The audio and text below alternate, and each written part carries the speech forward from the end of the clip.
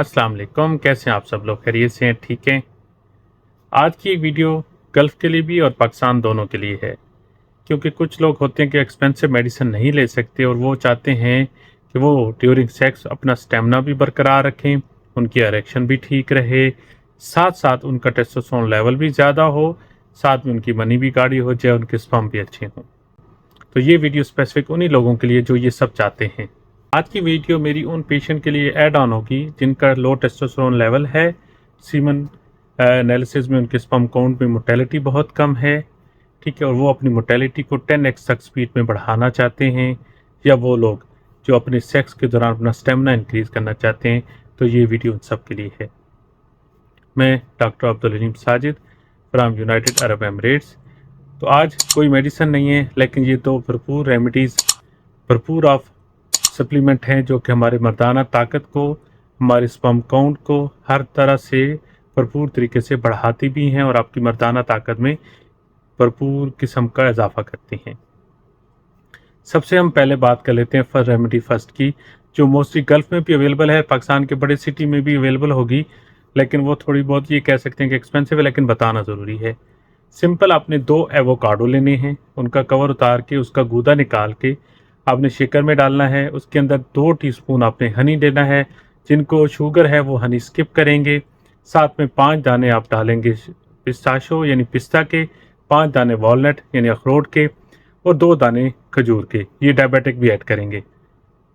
इसके अंदर 1 गिलास दूध में डालें, उसको मिक्स कर लें अच्छी तरह से, ताकि वो बिल्कुल होमोजेनियस मिक्सचर बन जाए, यानी एक ऐसा मिल्क शेक की तरह एक स्मूथी बन जाए, ताकि आप इजीली इसको पी सकें। उसके बाद उसके ऊपर आपने ज़्यादा 1 चम्मच हनी और डाल देना है।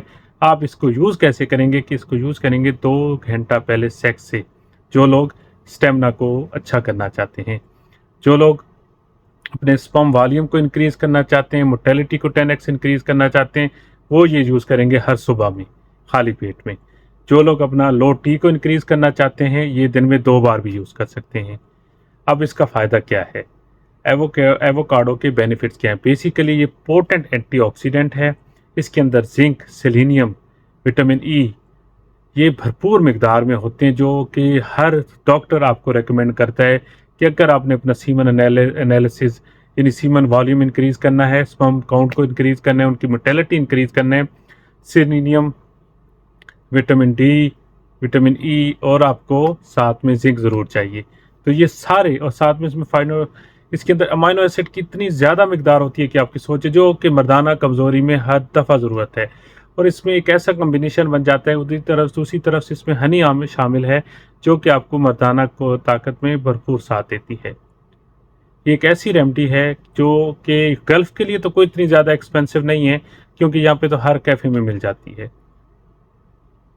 सेकंड रेमेडी, अगर आपको एवोकाडो नहीं मिलता, फिर आप लोग क्या करेंगे, खासकर एशियन कंट्री पाकिस्तान से या इंडिया से, वो लोग एवोकाडो की बजाय बीटरूट ले लें और साथ में गाजर यानी कैरेट ले लें। इनका होमोजेनियस मिक्सचर बना लें और उसके अंदर आप 1 लेमन डाल दें और थोड़ी सी अदरक डाल दें।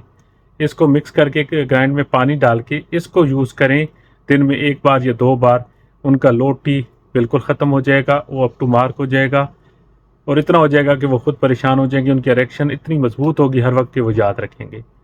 साथ साथ उनका स्पर्म वॉल्यूम हर चीज़ इंक्रीज़ होगा, क्योंकि ये भी फुल ऑफ अमाइनो एसिड्स होते हैं और ऐसे इंग्रेडिएंट्स हैं जो आपके सीमन वॉल्यूम को, लो टी को, आपके स्टेमिना को इंक्रीज़ करते हैं।